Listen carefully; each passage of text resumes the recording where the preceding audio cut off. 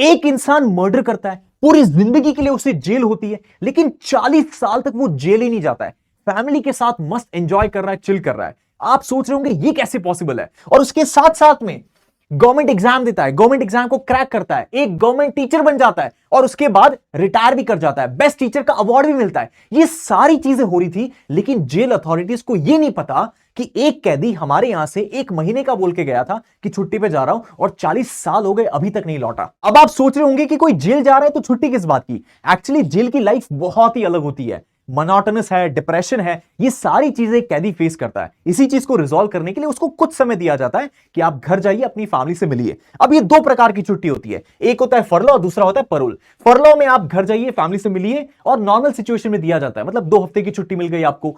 Parole के अंदर क्या होता है, स्पेशल सिचुएशन, कि कोई आपकी फैमिली में किसी की डेथ हो गई, आपका बेटा बेटी या किसी की शादी है, इन सारी स्पेशल सिचुएशन के अंदर दिया जाता है, जहां पर 30 से 45 दिन की छुट्टी होती है। वेरी करता रहता है स्टेट के हिसाब से। अब ये जो भाई साहब है हमारे केस में, इन्हें 1983 में जब वो 30 साल के थे तब जेल हुई थी मर्डर के केस में।